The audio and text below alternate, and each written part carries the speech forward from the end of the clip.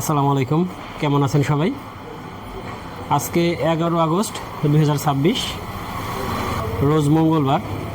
আজকে ফরিদপুর জেলার সালতা থানা এবং সদর থানার দুই জায়গায় ছিল হাটবার। একটা ছিল কানাইপুর আর আরেকটা ছিল রসুলপুর।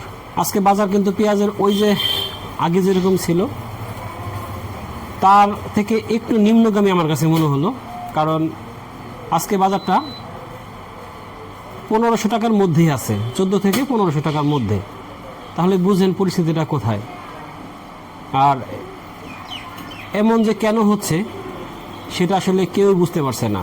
কারণ একটা জিনিস আপনারা চিন্তা করেন যে সবসময় এই সময়টায় এসে পেঁয়াজের দাম অন্তত 2000 টাকা থাকে, কিন্তু সেইখানে পেঁয়াজের দাম আলটিমেটলি সেই কমই আছে। শুরু থেকে যেরকম ছিল অনেকটা সেরকমই।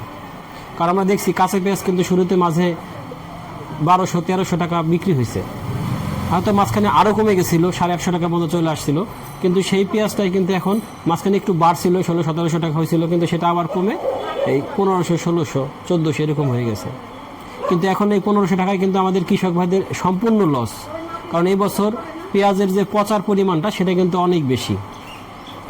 তা এই পচন ঘাটতি সব মিলিয়ে এখন যদি পেঁয়াজের দাম ন্যূনতম 2500 থেকে 3000 টাকা না হয়, তাহলে কৃষকদের কিন্তু প্রতিনিয়তই লস যাবে। আর এখন যদি 3000 টাকা হয় তাও কিন্তু কৃষকদের লস, কারণ আলটিমেটলি তাদের হাতের 60% পেঁয়াজ শেষ হয়ে গেছে।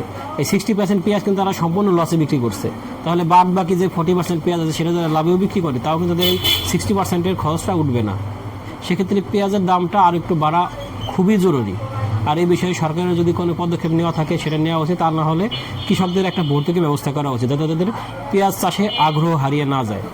কারণ যদি কৃষকরা আগ্রহ হারিয়ে ফেলে অন্য ফসল চাষাবাদের দিকে ঝুঁকে যায়, তখন কিন্তু এই পেঁয়াজ চাষাবাদ হবে না, আমাদের বেশি দামে বিদেশ থেকে কিনে পেঁয়াজ খেতে হবে। প্রিয় দর্শক, আর বলে নেই, আমাদের কাছে কিন্তু পেঁয়াজের বীজ লালতির কিং সেকেন্ড জেনারেশন অরিজিনাল এবং লালতির হাইব্রিড সেকেন্ড জেনারেশন অরিজিনাল এটা পেয়ে যাবেন। আর রানি ওয়ান, তারপরে তাহেরপুরি এবং বাড়ি প্রজাতির বীজও পাবেন। প্রত্যেকটা বীজই অত্যন্ত মানসম্মত এবং জার্মিনেশনের হার খুবই ভালো।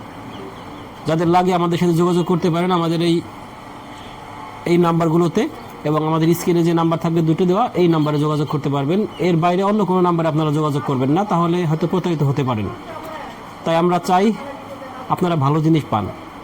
আর অবশ্যই আমাদের দোয়া থাকবে এবং আমাদের প্রচেষ্টা থাকবে কিভাবে কৃষক তার ফসলের ন্যায্য মূল্য পায়, এবং আমরা আমাদের তরফ থেকে যতটুকু আমাদের বলা ততটুকু বলে যাব। ইনশাআল্লাহ হয়তো একদিন কাজ হবে, আমাদের সরকার বুঝতে পারবে। কিভাবে সরকার বুঝতে পারে সেই বিষয়ে সরকারকে ভাবতে হবে, আমাদেরকে সরকারকে ভাবাতে হবে সবাইকে একত্রিত হয়ে, যাতে আমাদের এই পেঁয়াজের দামটা আরও বাড়ে। প্রিয় দর্শক, এই হলো আজকের আপডেট। ইনশাআল্লাহ আমরা সামনে যখন বাজারে যাবো, বাজারে গিয়ে আপডেট দেবো। যেহেতু আমরা গত 2 দিন বাজারে যেতে পারি নাই, তাই আজকে ঘরে বসে আপডেট দিলাম। ধন্যবাদ সবাইকে, আল্লাহ হাফিজ।